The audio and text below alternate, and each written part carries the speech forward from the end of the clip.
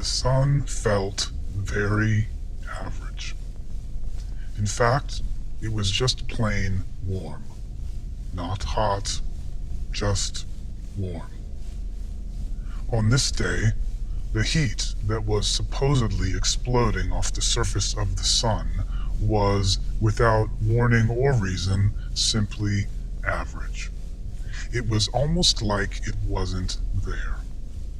I mean, you could raise your head and see what appeared to be our sun and what appeared to be our sky, but its lack of sincerity and smoke break attitude made you want to sort of tap the side of it.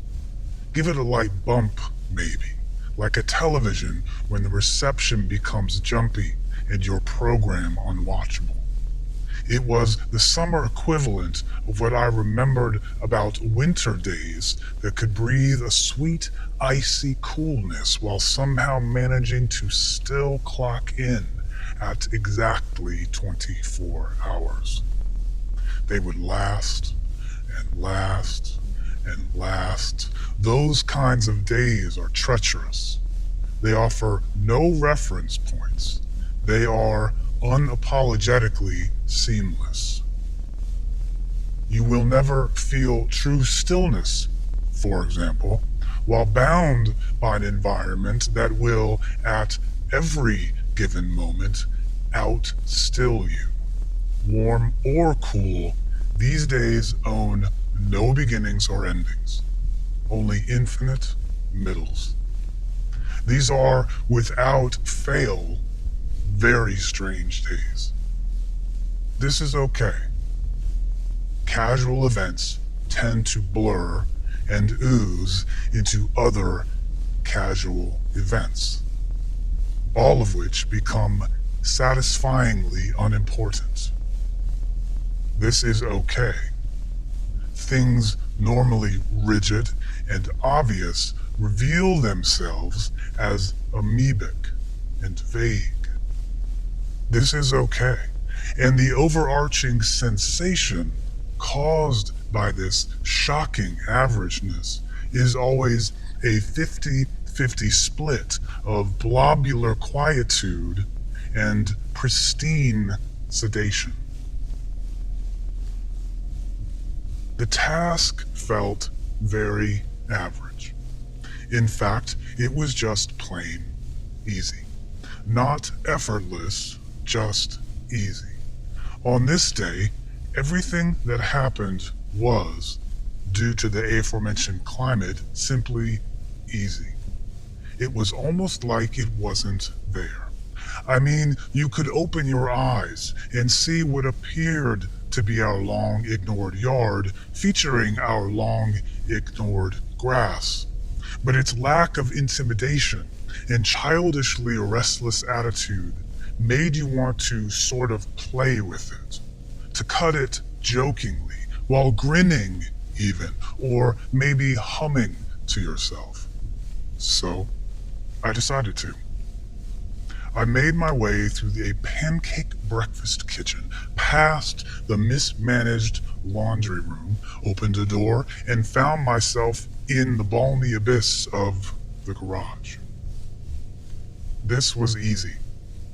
This was what happened when things felt average.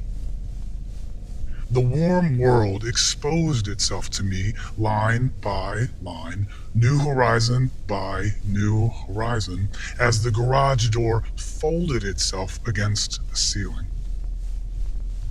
Moments passed, and after wheeling the mower to a safe spot in the driveway, checking to make sure there was enough gasoline in the tank, bending down and retying one shoe's laces, placing the proper foot in the proper spot on the body of the mower to ensure user safety, and adjusting my baseball cap a few times, I placed my right hand on the starter pole and squeezed the red, molded plastic handle.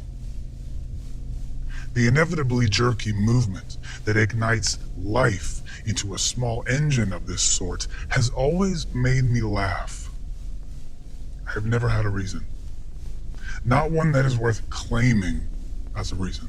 I'd call it more of an emotional hunch, a specific physical reaction to a specific physical action. My right wrist was not unadorned. The relationship felt very average. In fact, it was just plain good. Not wonderful, just good. On this day, the friction that encourages and discourages spooning, say, was, ultimate purpose withstanding, swinging toward zero viscosity. It was almost like it wasn't there. I mean, you could detect the aroma of what appeared to be a beautiful companion in close proximity to another beautiful companion, but its lack of exposure and extended family picnic attitude made you want to sort of take a long, cold soak in a dark bathroom. We exchanged items as a symbol of our affection for each other. I received a bracelet. I wore it on my right wrist. And, in all honesty, the bracelet I loved. Constructed from little more than a single green and blue Turkish eye bead, pierced by 3 white strings woven together. It spoke to me. Unfortunately, I broke the clasp within 2 weeks. Thinking I would be much gentler with it, I replaced the clasp with a staple, just one, each flap of the staple hugging one end of the woven string band. There was, again, no real reason for my choice. It was purely convenience and economy. This was, after all, one subconscious gesture in a massive subconscious contract.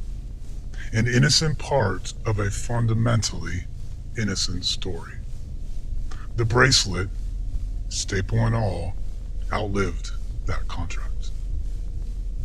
The inevitably jerky movement was followed by a series of inevitably jerky movements. A thin layer of perspiration had affixed itself to my arms, legs, neck, face. Rewind, play. Rewind, play. The small engine, never this problematic, did have a valid excuse.